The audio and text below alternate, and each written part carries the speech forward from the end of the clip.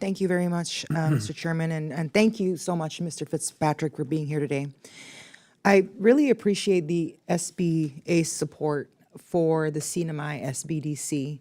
The team, the CNMI SBDC team has been phenomenal. They're a rock star. So there's a lot of military contracting that's happening in the CNMI right now with just military expansion in the region. And unfortunately, we still don't have an Apex accelerator, but what SBDC has been doing is filling in the gap. And so I just wanted to say thank you for that.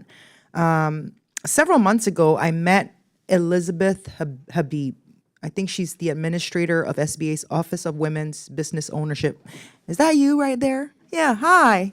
When I met Ms. Habib, she was incredibly enthusiastic about potentially finding, creating an opportunity to have a WBC in the CNMI. So I was kind of surprised when a couple of weeks ago we learned that the competition was limited to applicants from Florida, Louisiana, Pennsylvania, Tennessee, Texas, West Virginia, Wyoming, and the U.S. Virgin Islands. Can you explain how the SBA decided to limit applications to just these states and one territory? Because for Guam and the CNMI, our closest WBC is a 7-hour flight away in Honolulu, which, makes it kind of difficult to access that opportunity. Congresswoman, thank you for the question, and thank you for recognizing the incredible talent that Administrator Loeffler has attracted to SBA, including Assistant Administrator Habib.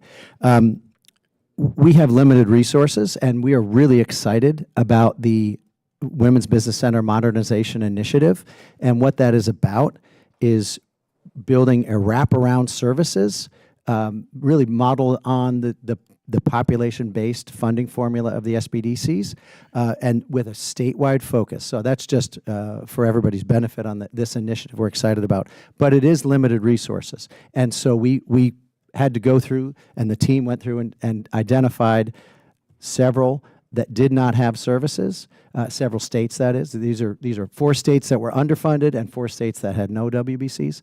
But the good news is we have a lead center and 2 service centers in the SBDC network for CNMI, and they're doing good work, as you said, and so we're excited that they can serve male and female entrepreneurs in CNMI.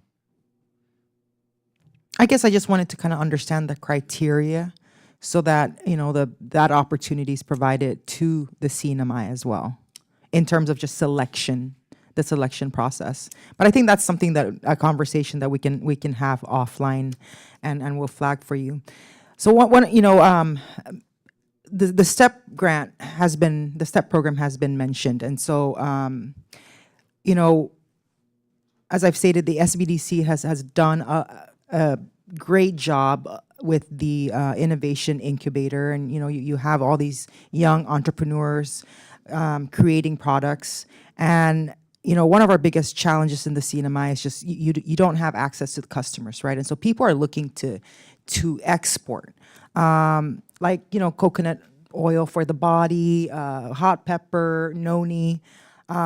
So one of the challenges that we are hearing is that they're having to navigate these very complex requirements in these foreign countries, like in Japan or South Korea, for example.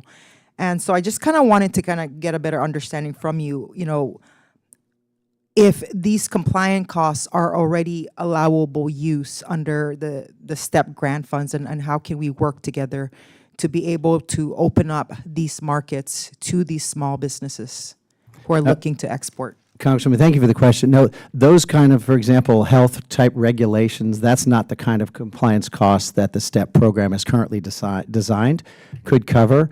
It's for trade missions, trade shows, marketing, translation, those kinds of things. But we're happy to, our team is happy to anytime work with you, provide technical assistance to help improve. We have to see when it comes to think of the impact financially on the program. It is limited. It's $20 million a year in current appropriations, so there are limited dollars. I would say the team just let me know we had $8 million just got obligated in the STEP program just recently.